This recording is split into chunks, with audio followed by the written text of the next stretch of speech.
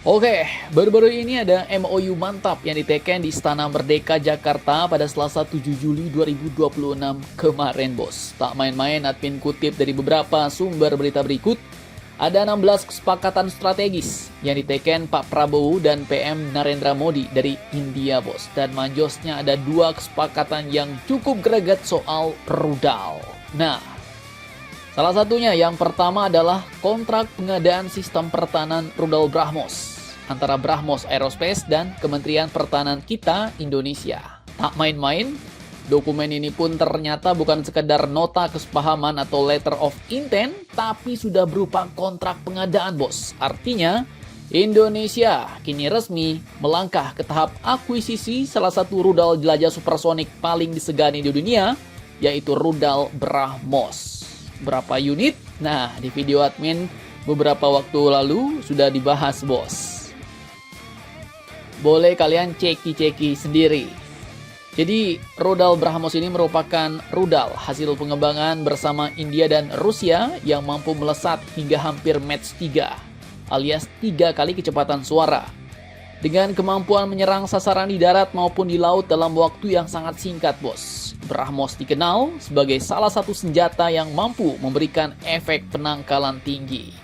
Kemudian tak cuma rudal BrahMos. Di dokumen selanjutnya yang tak kalah menarik adalah perjanjian pengadaan rudal udara ke udara atau Air-to-Air Missile alias EEM antara Bharat Dynamics Limited atau BDL dan Republic Corp Indonesia. Nah, untuk rudal ini detail jenis rudalnya memang belum dipublikasikan, bos. Namun, menurut kabar yang beredar, kesepakatan ini pun katanya mencakup akuisisi rudal jarak jauh Astra Mk1 serta kolaborasi produksi bersama perusahaan pertahanan dalam negeri Indonesia. Nah loh, mantap-mantap jos nih. Ada rudal Astra Mk1. Jadi hubungan kedua negara kini mulai merambah penguatan kemampuan tempur udara, bos. Membuka peluang kolaborasi industri pertahanan yang lebih luas di masa depan. Kemudian selain sektor pertahanan, rudal BrahMos dan rudal Astra tadi, Pak Prabowo dan PM Modi ternyata juga menyepakati berbagai kerjasama strategis lainnya. Mulai dari perpanjangan kerjasama antara BRIN dengan India Space Research Organization untuk penelitian dan pemanfaatan antariksa bagi tujuan damai. Kemudian ada kerjasama keselamatan dan keamanan maritim, penanggulangan bencana, pengembangan mineral dan teknologi untuk rantai pasok baja, kemudian kolaborasi tenaga kesehatan, regulasi produk medis, pertanian, telekomunikasi dan layanan digital, penelitian dan inovasi, hingga pengelolaan teknologi dalam penyelenggaraan pemilu. Nah loh. Kemudian lanjut, bos, tak cuma itu, di sektor industri, PT Krakatau Steel juga menjalin strategic joint venture dengan Steel Authority of India. Membuka peluang investasi, penguatan industri baja, serta transfer teknologi. Sementara di bidang budaya, India menyatakan komitmennya untuk mendukung konservasi dan restorasi kompleks Candi Prambanan melalui sebuah letter of intent. Bahkan kerjasama pendidikan pun ikut diperkuat melalui nota kesepahaman antara Indian Institute of Management Bangalore dan Mitra Indonesia. Nah, kunjungan PM Modi ini sendiri berlangsung selama 3 hari, bos.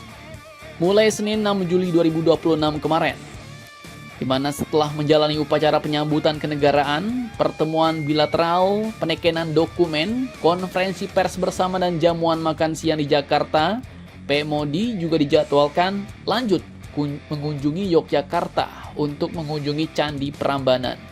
Dalam konferensi pers bersama, Modi menegaskan bahwa hubungan Indonesia dan India kini semakin gacor, terutama dalam kerjasama keamanan, pertahanan, dan maritim. Mantap, mantap, jos. Jadi yang terjadi di Istana Merdeka kemarin bukan sekedar seremoni diplomatik biasa, bos. Dari total 16 dokumen kerjasama, 2 diantaranya berbicara tentang rudal. Sesuatu yang langsung mengubah cara banyak pihak memandang hubungan Indonesia dan India. Dan di tengah dinamika kawasan Indo-Pasifik yang kini semakin kompleks, langkah ini jelas menunjukkan bahwa Indonesia tak cuma memperluas persahabatan internasional, tapi juga memperkuat kemampuan pertahanannya melalui diversifikasi mitra strategis. Karena dalam dunia geopolitik, menjaga perdamaian memang selalu menjadi tujuan utama. Namun, perdamaian akan terdengar jauh lebih meyakinkan ketika dijaga oleh diplomasi yang kuat. Mantap, mantap, jos!